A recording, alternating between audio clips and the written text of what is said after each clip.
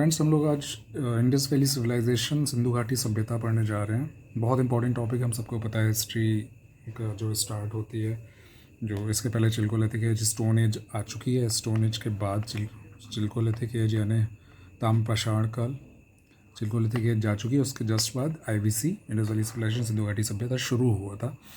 हमें जो भी हमने पढ़ा है, हम प्री के हिसाब से पढ़े चाहे मेंस के हिसाब से, हम जिस पैटर्न में पढ़ेंगे उसमें मेंस और प्री दोनों कवर होगा। प्री अगर आप इसके थ्रू पढ़ लेंगे तो आपका कोई भी पॉइंट इंडस वैली सिविलाइजेशन का, सिंधु घाटी सभ्यता का छूटेगा नहीं, क्योंकि अक्सर ये होता है कि हम प्री में वो चीज़ें ऐड होती जाती हैं जो इसके पहले वाले एग्ज़ाम में आई हैं। जब वो फर्स्ट टाइम आती हैं तो हमसे वो छूट जाती हैं, भले हमारा टॉपिक छूट पड़ा हुआ हो। तो हम उस अप्रोच से पढ़ेंगे कि इंडस वैली सिविलाइजेशन का हमसे कोई भी क्वेश्चन ना छूटे, एक बात।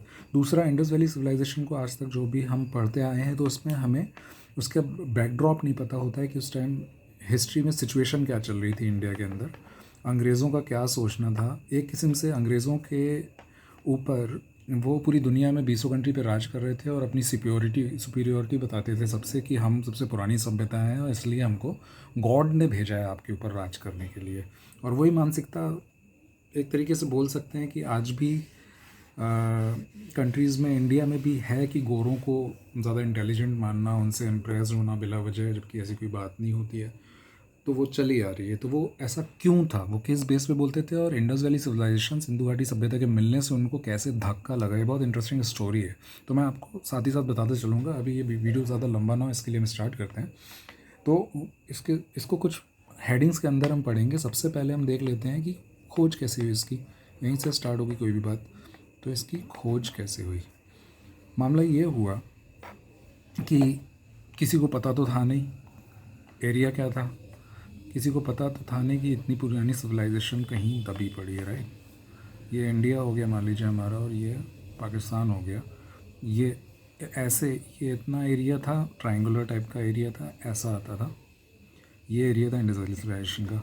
अब हुआ ये कि सबसे पहले एक बंदा था जो कोलकाता में, चार्ल्स मेसन नाम था। ये हम 1826 की बात कर रहे हैं। चार्ल्स मेसन से आप याद कर लीजिए मैसेज। चार्ल्स मैसेज ने सबसे पहले किसको, ब्रिटिश को मैसेज दिया। क्यों? इस बंदे को, ये सोल्जर था, ईस्ट इंडिया कंपनी में ही सोल्जर था ये। इसको सिक्के कलेक्ट करने का शौक था। कॉइन्स जो होते हैं, सील जो होते हैं पुराने एशियंट, कहीं दबे हुए मिल जाते हैं, उसको ये कलेक्ट करने का शौक था। इस शौक में ये घूमते घूमते ये पाकिस्तान के पंजाब पहुंच गया। पाकिस्तान के दो स्टेट आपको याद रखने पड़ेंगे। एक ये जो है, ये सिंध है, गुजरात से लगा हुआ सिंध है, और इसके ऊपर जो है ये पंजाब है, हमारे पंजाब से लगा हुआ, ये पाकिस्तान का पंजाब है। यही दो स्टेट जो हैं आज के टाइम पे पाकिस्तान में डेवलप्ड हैं। बाकी पूरा थोड़ा कबीलाई टाइप का है, यहाँ पर उतना डेवलपमेंट नहीं है। तो वो ये बंदा अपना कहाँ पहुँच गया, कौन, चार्ल्स मेसन, मैसेज पहुँचाने के लिए ये पहुँच गया पंजाब में, पाकिस्तान के पंजाब में। यहाँ पर इसको कुछ सील मिली, समझ रहे हैं, सील जिसमें कुछ लिखा हुआ होगा एंशियंट ज़माने का। इसको अंदेशा हो गया, क्योंकि ये बंदा ये चीज़ का शौक रखता था, इसको अंदेशा हो गया कि भाई यहाँ पर कुछ ना कुछ तो है। इसकी गाड़ी एक टीले से टकरा गई थी। एक्चुअली ये कार से जा रहा था, उस ज़माने में ये कार से चलता था, आप सोचिए। तो इसकी टकरा गई, तो इसने एक रिपोर्ट लिखी थी, नरेटिव ऑफ वेरियस जर्नी। क्या? नरेटिव ऑफ वेरियस, मैं हिंदी इंग्लिश दोनों में लिख रहा हूँ, वेरियस जर्नीज़। ये इसकी रिपोर्ट थी। ये इसने ब्रिटिश गवर्नमेंट को दिया था कि आप इसको सीरियसली लीजिए, इसमें यहाँ पर खुदाई कीजिए, यहाँ कोई पुरानी सिविलाइजेशन मिलेगी, जो कि ब्रिटिश गवर्नमेंट ने सीरियसली नहीं लिया।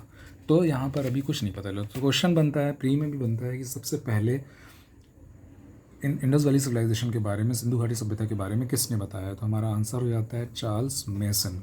तो इससे याद रखें, चार्ल्स मेसन ने फर्स्ट मैसेज दिया था। उनकी रिपोर्ट का नाम क्या था? रिपोर्ट का नाम था नरेटिव ऑफ वेरियस जर्नीज़। ठीक है। अब नेक्स्ट नाम जो आने वाला है वो आप लोगों ने सुन ही रखा होगा। हम पहुंच गए, ये ईयर याद रखिए, 1826। क्या? 26 हमको याद रखना है। और उसके बाद हम आ रहे हैं 53 में, 1853। नेक्स्ट नाम आता है हमारे सामने अलेक्जेंडर कनिंघम। आर्कियोलॉजिस्ट थे, पुरातत्वविद थे, आपको पता ही है, नाम अक्सर सामने आ जाता है। इनको भी कुछ सील्स मिली इस एरिया में, और इन्होंने भी ब्रिटिश गवर्नमेंट को बोला। पर मामला ये था कि उस वक्त ब्रिटिश गवर्नमेंट का इतना डेवलप्ड हर डिपार्टमेंट उतना डेवलप नहीं था। इनकी बात भी आई गई हो गई, पर इसी के जस्ट 3 साल बाद अब दो ऐसे लोग आए जिनकी बात को ब्रिटिश गवर्नमेंट को सुनना पड़ता। वो लोग कौन थे? वो थे बेंटन ब्रदर्स। बेंटन ब्रदर्स दो भाई थे, और इनको सुनना इसलिए पड़ता क्योंकि ये दोनों भाई ब्रिटिश गवर्नमेंट में ही रेलवे में इंजीनियर्स थे, पढ़े लिखे लोग थे, इंजीनियर्स थे। उस टाइम ऐसा तो नहीं कि हर कोई इंजीनियर बन के घूम रहा हो। तो ये दोनों भाइयों ने क्या किया, एक बहुत इंटरेस्टिंग स्टोरी है, मज़ेदार स्टोरी है, अब सुनिए।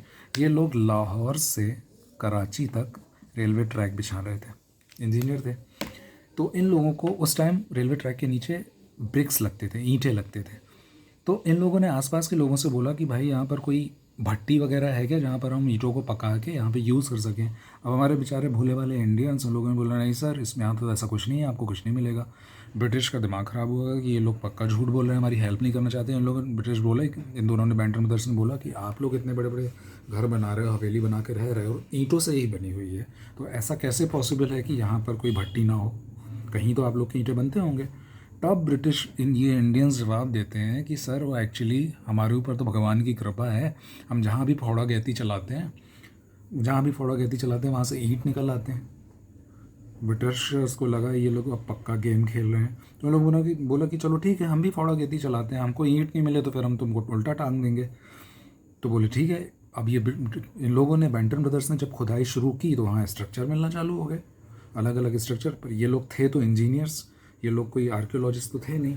पर इन लोगों ने ब्रिटिश गवर्नमेंट को फटाफट लेटर लिखा कि यहाँ पर कुछ सीरियस सिविलाइजेशन है, आप यहाँ पर खोज करवाइए, आपको कुछ चीज़ें मिलेंगी।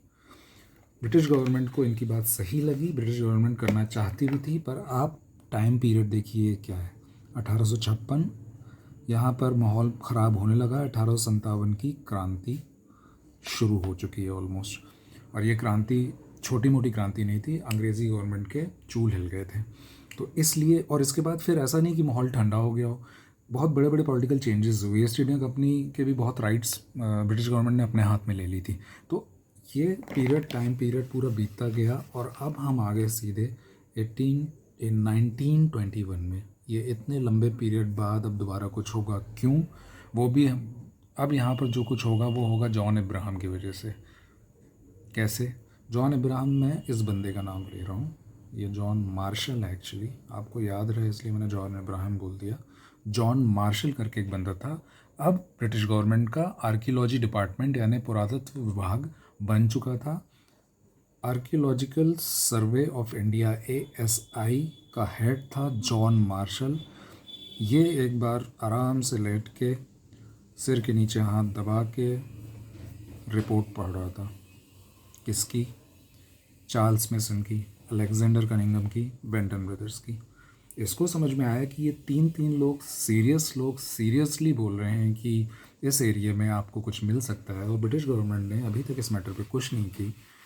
तो तीन लोग और इतने लंबे लंबे पीरियड के गैप में अगर कुछ बोल रहे हैं तो हमको कुछ करना चाहिए। तो इसने ये किया कि इसने हमारे दो हीरोज़ को हायर किया। दोनों एक, और ये कौन सा पीरियड है? 1921। इसने दयाराम साहनी साहब को हायर किया, और राखल दास बनर्जी को हायर किया। इनको जैसे ही हायर किया, ये उड़ के गए और इन्होंने सीधे पाकिस्तान के पंजाब में इतनी खुदाई की कि उसी साल इन्होंने 1921 में पाकिस्तान के पंजाब में मोंटेगोमरी डिस्ट्रिक्ट, आप याद रखना आपको, मोंटेगोमरी डिस्ट्रिक्ट में हड़प्पा करके पहली साइट यहाँ पर खोज निकाली। हल्ला मच गया कि यहाँ पर साइट है। इनको देख के राखलदास बनर्जी को भी जोश आ गया। इन्होंने ढेर खुदाई की। पाकिस्तान के सिंध में इन्होंने एक शहर निकाल डाला, उसका नाम था मोहनजोदारो, राइट। तो दयाराम साहनी से याद रखना है, 1921 में हड़प्पा फर्स्ट साइट हो गई इसकी, पहला शहर जो मिला। और दूसरा हमको याद रखना है, राखलदास बनर्जी ने मोहनजोदारो निकला। ये दो सबसे इम्पॉर्टेंट शहर थे, और बहुत दिनों तक हड़प्पा इंडस वैली सिविलाइजेशन की, सिंधु घाटी सभ्यता का सबसे बड़ा शहर मान करके चले थे। बाद में, अभी प्रेजेंट में राखीगढ़ी करके एक जगह है, वो हो गई है, वो हरियाणा में है। तो उस टाइम पे हड़प्पा हड़प्पा जो था सबसे बड़ा शहर था। अब हंगामा मच गया, पर इन लोगों को अभी भी अंदेशा नहीं था कि इन लोगों ने कौन सा कारनामा कर दिया है।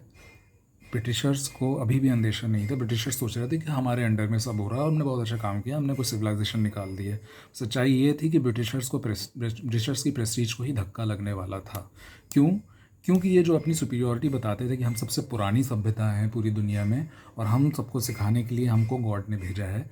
अब ये जो सिविलाइजेशन निकल के आई है, ये इनसे भी पुरानी सभ्यता निकल आई, और निकल आई तो निकल आई, ये काफ़ी डेवलप्ड सभ्यता थी। यानी हम तुमसे पुराने भी हैं और हम तुमसे ज़्यादा डेवलप भी हैं। हमारी रोड्स 90 डिग्री पे एक दूसरे को क्रॉस करती थी, हमारे पास स्विमिंग पूल्स थे, हमारे पास किलेबंदी थी शहरों की, तो मतलब हमारा डिफेंस सिस्टम भी स्ट्रॉन्ग था, पूरी दुनिया से हमारा व्यापार चलता था। अब अंग्रेज़ों का मुंह सूख गया कि ये तो गलत हो गया, हमारी इज्जत पे आँच आ गई। तो इन लोगों ने इसको नीचा दिखाने के लिए इन लोगों ने बोला कि चलो ठीक है, तुम बहुत पुरानी सभ्यता हो, पर तुम ये बताओ कि तुम कितने पुराने हो, किस ईयर से है तुम्हारा हिसाब किताब, कहाँ से शुरू हुई। सिंधु घाटी सभ्यता नाम दे रहे हो, तो ये कहाँ से शुरू हुई। तो हमको यहाँ पर क्या चीज़ें याद रखना है। एक रिवाइज कर ले रहे हैं हम। 1826 में चार्ल्स मैसन ने फर्स्ट मैसेज लेके आया, इसने बोला, इसकी बात आई गई होगी। 26 के बाद 53 में अलेक्जेंडर कनिंगम साहब आए, इनकी बात भी आई गई होगी। 56 में फिर बेंटन ब्रदर्स पटरी बिछाने आए और इनकी बात गवर्नमेंट ने सुनी, पर 1857 के, ये एक साल पहले बात थी, इसलिए इन पर कुछ कार्रवाई नहीं हो सकी। आखिर में 1921 में, यानी गांधी जी के 20 में एक्टिव हुए थे और 21 में ये हिसाब किताब बैठा। जॉन मार्शल, हमारा जॉन इब्राहम, इसने दयाराम साहनी, राखलदास बनर्जी को हायर किया। दयाराम साहनी ने 1921 में ही हड़प्पा को खोद निकाला और राखलदास बनर्जी ने 1922 में Mohenjodaro. Charles Masson, Alexander Cunningham, Burton brothers, John Marshall. 26, 53, 56, 1921। 26, 53, 56, 1921। 1921 में हड़प्पा, 1922 में राखलदास बनर्जी, मोहनजोदाड़ो। इतना हमको याद रखना है। अब हम आगे बढ़ते हैं कि अब अंग्रेज़ों को लग गया झटका कि ये तो हमसे ज़्यादा पुराने और हमसे ज़्यादा डेवलप लोग निकले, तो अब किस तरह इनको नीचे निकाला जाए। तो बोला गया कि तुम अपना टाइम पीरियड बताओ। और टाइम पीरियड कौन बताएगा? अंग्रेज़ बोले कि हम खुद बताएंगे। तो अब हम देख लेते हैं कि इसका टाइम पीरियड क्या बोला गया। सबसे पहले कौन उचका? हमारा जॉन इब्राहम, यानी एएसआई का हेड जॉन मार्शल। इसने बोला कि मैं सबसे बड़ा ऑफिसर हूँ, मैं बताऊँगा कि टाइम पीरियड क्या था। इसने एक टाइम पीरियड दे दिया, तुम बहुत ज़्यादा ऐसे कोई पुराने नहीं हो, 3250 से लेके 2750 BC, ये तुम्हारा टाइम पीरियड है जो मुझे समझ में आता है, और मैं बहुत एक्सपीरियंस सीनियर ऑफिसर हूँ। पर इनकी किरकिरी तब हो गई जब मार्टिमर व्हीलर करके एक अंग्रेज़ ने ही इनकी बात काट दिया और उसने बोला कि ये 2500, मैंने बहुत स्टडी की है, और बोला 2500 से लेकर 1500 BC तक का इनका पीरियड था।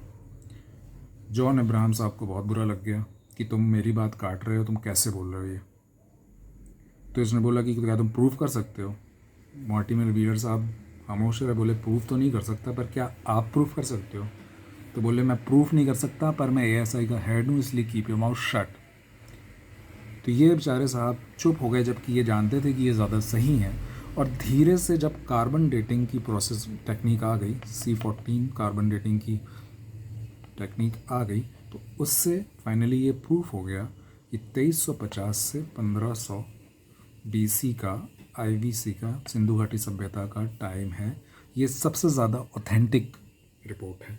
तो हमको 3 लोगों का अगर पूछ लिया जाए कि जॉन मार्शल ने टाइम क्या बताया था, तो 3250 से 2750। मार्टिमर व्हीलर ने क्या बताया था? 2500 से 1500, और ये काफ़ी कुछ सही भी था, क्योंकि कार्बन डेटिंग से क्या निकला? 2350 से 1500, है ना। तो ये 3 हमको लिख देने हैं, मेंस में पूछे या प्री में भी किसी तरीके से इनसे क्वेश्चन बन के आ जाए। तो हम एक बार और रिपीट कर लेते हैं इसको। सबसे पहले जॉन मार्शल ने बोला मैं एएसआई का हेड हूँ और 3250 से 2750 है। मार्टिमर व्हीलर ने बोला कि सर सॉरी, बट मैंने बहुत स्टडी किया है, ये 2500 से 1500 के बीच समझ में आता है। इन्होंने इसको चुप करा दिया, इनके चक्कर में इनको चुप होना भी पड़ा, क्योंकि ये बड़ा ऑफिसर था। इसके बाद कार्बन डेटिंग की मेथड आई और 2350 से 1500 फाइनली तय हो गया। तो ये हमारी हो गई टाइम पीरियड। 2 टॉपिक हमने पढ़ लिए, डिस्कवरी खोज कैसे हुई, और दूसरा हमने पढ़ लिया टाइम पीरियड। डिस्कवरी हमने 1826 में देख लिया था। चार्ल्स मैसन फर्स्ट मैसेज लाए थे। ये मैं ये रिवाइज़ कर रहा हूँ आप लोगों के लिए क्योंकि आपको याद हो जाए। 1853 फिर हमने देख लिया कनिंगम, इनकी बात भी आ गई हो गई थी। 1856 इसके 3 साल बाद बेंटन ब्रदर्स ये पटरी बिछा रहे थे, वाली कहानी। और 1921 में जॉन अब्राहम साहब अपने जॉन मार्शल, इन्होंने दयाराम साहनी राखाल दास बनर्जी की बजाय इन्होंने हड़प्पा निकाल दिया 1921 में ही। और 1922 में इन्होंने निकाल दिया मोहनजोदड़ो। ये हो गया हमारा इसका रिवीजन। टाइम पीरियड हमारा हो गया, जॉन अब्राहम हमारे सबसे ऊंचे अधिकारी थे, जॉन मार्शल साहब, इन्होंने 3250 से 2750 बोला। मार्टिमर व्हीलर ये नाम आप याद रख लें, मार्टिमर व्हीलर, इन्होंने बोला 2500 से 1500। कार्बन 14 डेटिंग आई, कार्बन डेटिंग कब हुआ, 2350 से 1500। ये सबसे ज़्यादा ऑथेंटिक है, इसको माना जाएगा। तो ये इतना हमारा रिवाइज हो गया। अब हम आज का लास्ट जो टॉपिक है, वीडियो लंबा हो रहा है इसलिए लास्ट का जो हम आईबीसी का देखते हैं, फिर आगे नेक्स्ट उसमें देखेंगे। हम ये देख लेते हैं कि अंग्रेज़ों का भी धक्का एक के बाद एक लगता जा रहा है, किसी तरह इनको नीचा दिखा ही नहीं पा रहे हैं। तो अंग्रेज़ों ने ये कहा कि आप ठीक है, आप बहुत पुरानी सभ्यता हो, आप डेवलप थे और सब कुछ था आपके पास, आपका टाइम पीरियड भी बहुत पहले का है, यानी आप सबसे पुराने हो, पर आप जो इतने ओवर स्मार्ट बन रहे हो, क्या ये आप ही के पूर्वज थे जो यहाँ पे पाए गए? ऐसा तो नहीं कहीं और के लोग आके बस गए थे, उन्होंने बनाया, अब वो सभ्यता ख़त्म हो गई, फिर अभी आप लोग कहीं से आए हो गए यहाँ पर इंडिया में। तो मामला ये बना कि अब वहाँ पर जो खुदाई हुई है, उनमें जो कंकाल मिले हैं, तो वो किन के कंकाल थे, राइट? कौन सी स्पीशीज़ थी, कौन सी प्रजाति थी, तो ये चेक किया जाए कि अब प्रजाति कौन थी। ठीक है, तो मैं आपको वर्ल्ड मैप में दिखा देता हूँ कि कौन सी प्रजाति, कहाँ की प्रजाति वहाँ पाई गई है। तो ये वर्ल्ड मैप कुछ बना लेते हैं हम हल्का फुल्का। ये अगर अमेरिका है,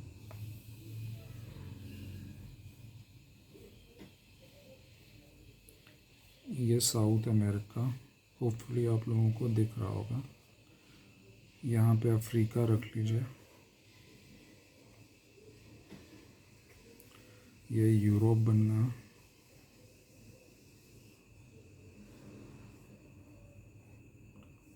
ये इंडिया है हमारा। ठीक है, यहाँ की बातें चल रही हैं अभी। ये पूरा रशिया, यहाँ पे चाइना हो जाएगा। ठीक है, और यहाँ पे ईस्ट में और आगे मैं यहीं पे बना दे रहा हूँ, ये ऑस्ट्रेलिया न्यूजीलैंड वाला पार्ट हो जाएगा। ये थोड़ा और इस साइड होगा, हमारे पास जगह नहीं है तो हम ये बना ले रहे हैं। तो अब आप देखिए कि अंग्रेज़ बोले थे कि कौन सी स्पीशीज़ है यहाँ पर, कौन कौन मिल रहा है। तो सबसे पहले जब खुदाई हुई, चार स्पीशीज़ मिल गई। इंडस वैली सिविलाइजेशन में, आईवीसी में, सिंधु घाटी सभ्यता में ऐसा नहीं कि एक ही स्पीशीज़ थी, चार स्पीशीज़ के लोग मिल गए। कितने? 4। सबसे पहले खुदाई हुई तो कौन मिला? Proto Australoid. और अगर आप जानते हो कि आज जो जितने आदिवासी हैं इंडिया में, 90% यही स्पीशीज़ हैं, और ये स्पीशीज़ होती हैं ऑस्ट्रेलिया की। कहाँ की होती हैं? ऑस्ट्रेलिया की। ये मिला। अंग्रेज़ों ने बोला कि इनके ऊपर तो हम अभी भी राज कर रहे हैं, इसमें कौन सी बड़ी बात है। ठीक है, दूसरी खुदाई हुई, मिल गई भूमध्य सागरीय, इसी को बोलते हैं मेडिटेरेनियन, इंग्लिश में मेडिटेरेनियन या द्रविड़, ये आप याद रखिए, भूमध्य सागरी को ही द्रविड़ बोलते हैं। ये कौन है? द्रविड़ यानी हमारे साउथ के, ये साउथ इंडिया के लोग, थोड़ा सा ये डार्क होते हैं, करली हेयर होते हैं, ये इनकी निशानी होती है। तीसरे में अंग्रेज़ों को झटका लग गया। अब ये मुंह खोल के कुछ बुरा नहीं बोल सकते थे। क्यों? क्योंकि तीसरी जो प्रजाति मिली वो थी एल्पाइन। यहाँ पे एल्प माउंट है, आपको यूरोप में पता होगा, स्विट्ज़रलैंड के पास, यानी ये यूरोप के ही लोग हो गए। एल्पाइन प्रजाति, ये कैसे होते थे? दिखने में फेयर होते थे, गोरे ही होते थे, पर इनकी हाइट कम होती थी, नाक चौड़ी होती थी, इस टाइप का इनको कुछ लुक होता था। ये सब जानना ज़रूरी नहीं है, पर कौन सी प्रजातियाँ मिली ये हमको याद करना ज़रूरी है। तो तीसरी एल्पाइन ही मिल गए। और अब अगर अंग्रेज़ इनको कुछ बोलते हैं तो ये अपने एक तरीके से अपने मुंह में तमाचा मारने वाली बात होगी कि इनकी बेइज्जती की है, तो आपने खुद के अपने लोगों की बेइज्जती कर ली है। क्योंकि ये थे ये यूरोप साइड के, ये अमेरिका यूरोप साइड के, ये अल्पाइन कहलाते हैं। तो हमने ईस्ट भी, यहाँ के लोग भी मिल गए, हमें यहाँ के लोग भी मिल गए, ये पूरा बचा ये। आपने अगर वर्ल्ड हिस्ट्री का थोड़ा भी पढ़ा होगा तो आपको पता होगा चाइना और ये पूरा रशिया के पार्ट में मंगोल डायनेस्टी थी एक, तो उनको बोलते थे मोंगोलॉइड्स। तो फोर्थ जो है वो मोंगोलॉइड मिल गए। ये 4 प्रजातियां हमको मिल गई। क्या क्या? ऑस्ट्रेलिया की प्रोटोस्टेरॉइड, हमारे साउथ वाले ही भूमध्य सागरीय मेडिटेरेनियन या द्रविड़ बोल लो इनको, खुद यूरोप के ही एल्पाइन, और फिर ये चाइना रशिया वाले मोंगोलॉइड्स। प्रोटो ऑस्ट्रेलॉइड, भूमध्य सागरीय Mediterranean Dravid, alpine, mongoloid. Proto australoid, भूमध्य सागरीय मेडिटेरेनियन द्रविड़, एल्पाइन, मोंगोलॉइड। कितनी? 4 प्रजातियाँ हमको मिल गई। समझ में आया आप लोगों को? अगर पूछा जाए कि इनमें से कौन सी प्रजाति नहीं मिली या सबसे ज़्यादा कौन सी मिली, तो प्रोटेस्टोलाइट। और इससे कोई भी प्री का क्वेश्चन बन सकता है, इससे आपको कोई भी पॉइंट मिस नहीं होगा। अगर पूछा जाए कौन कौन सी मिली मेंस में 5 मार्कर्स में आ सकता है, तो इसमें ये पूरा लिख दें। प्रोटो ऑस्ट्रेलॉइड, भूमध्य सागरीय मेडिटेरेनियन, एल्पाइन, मोंगोलॉइड। तो ये हमारा प्रजातियाँ हो गई। ये हमारा लास्ट टॉपिक था आज का। आपको मैं एक बार और रिवाइज़ करवा देता हूँ ताकि आपको, हमने सबसे पहले क्या देखी? खोज देखी। अब मैं फास्ट रिवाइज़ करवाऊँगा, ठीक है। 1826 में चार्ल्स मैसन ने मैसेज दिया किसको? ब्रिटिश को, भाई यहाँ खुदाई कर लो, मुझे सील मिली हैं। इन लोगों ने इग्नोर कर दिया।